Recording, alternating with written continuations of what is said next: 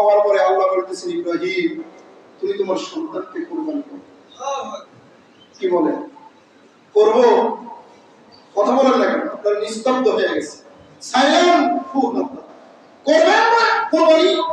84 বছরের সন্তান ফুটফুটে গোলাপের মতো, এই সন্তানকে জনাকির বয়স হয়েছে, নবজাতক না, হাঁটতে পারে, চলতে পারে, কথা বলতে পারে, আপু করে ডাক দিতে পারে, মেঘটা হাঁটতে দিতে পারে, এই সন্তানকে যদি বলে কোরবানি করো, করবেন?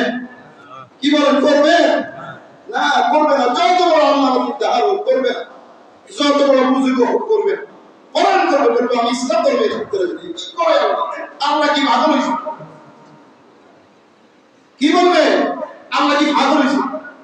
84 বছর বয়সের সন্তান, এর তৃতীয় বয়সের সন্তান বাইরে এখন বলতেছে কোরবানি করার জন্য। কিন্তু কেমন নবী ছিল? এই জন্যই তো আল্লাহ রব্বুল আলামিন ইব্রাহিমকে খলিল বানিয়েছেন।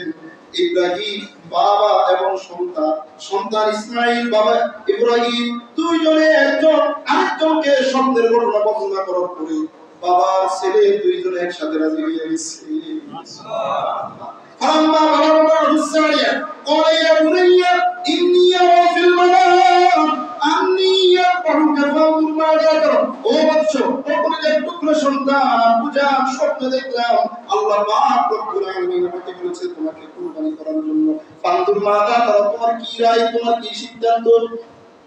ওরা যদি বুঝে নাও, ওরা বলবে এরা আমার আগে এর কুরবানি করা দরকার। কি কয়? আমার আগে জবাই করব। কি কয়? আমারে জবাই করব। তো আমার আগে সন্তান বাবা জবাই করব। কি বলো তুমি? কিন্তু সন্তান কি বলছে? ইয়া বুনাইয়া ইন্নী আরা ফিল মানামি আন্নী আযবাহুকা ফানজুর মাযা তারা। ক্বালা ইয়া আবাতি ফাআল মা তু'মার। ও বাবা, ও আল্লাহর পয়গম্বর, এটা যদি আল্লাহর পক্ষ থেকে নির্দেশ হয় তাহলে আমি শতভাগ রাজি আছি। আল্লাহ যেইভাবে নির্দেশ দিয়েছেন, আল্লাহর নির্দেশটা শতভাগ আপনি বাস্তবায়িত করুন। সুবহানাল্লাহ। আওয়াজ দিয়ে বলুন সুবহানাল্লাহ। কেমন ঘটনার মধ্যে অবতরণ হয়েছে। ফানজুর মাযা তারা, ইয়া আবাতি ফাআল মা তু'মার সাতাজিদুনি ইনশাআল্লাহ মিনাস সাবিরিন। জবাই করার সময় একটু নড়াচড়া করব, এই ঘটনা দেখতে পাবেন না, শুধু জবাই করবেন আর আল্লাহর জন্য জবাই হয়ে যাবে। সুবহানাল্লাহ, সুবহানাল্লাহ। কিসের কারণে? সন্তান বাবা সন্তান কুরবানি করা লাগে, সন্তান কুরবানি হয় নাই। দুইজনের পরীক্ষাকে আল্লাহ পাক রব্বুল আলামিন কবুল করে নিয়েছেন। ঘটনা ছিল দুইজনের ভিতরে আল্লাহ প্রেম শতভাগ ছিল।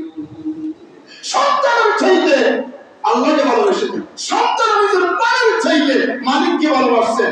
এই জন্য দুইজনের অন্তরকে আল্লাহ তাআলা যাচাই করেছেন। কুরবানি দেওয়ার উদ্দেশ্য ছিল না, কুরবানি হওয়ার কি ছিল না, উদ্দেশ্য ছিল না, আল্লাহ তাআলা কবুল করে নিয়েছেন। এই জন্য আমরা যারা কুরবানি করব, পশু কুরবানি দেব সামর্থ্য আছে, এখন থেকে আমরা ইখলাসের নিয়ত করতে পারি ইনশাআল্লাহ। ইখলাসের সাথে কুরবানি করব তো ইনশাআল্লাহ। কে কি বলবে? প্রতি বছর দিয়ে বছর যদি না দেয়, মেয়ে বিবাহ দিছি, ছেলে বিবাহ করাবো, প্রতি বছর এক করে কুরবানি দিয়ে বছর দিয়ে একেবারে না দেয়, কি বলে?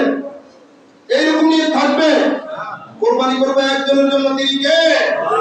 আল্লাহর জন্য। আল্লাহ তাআলা আমাদের সকলকে ইখলাসের সাথে কুরবানি করার তৌফিক দান করুন। ওয়া আখিরু দাওয়ানা আলহামদুলিল্লাহি রাব্বিল আলামিন।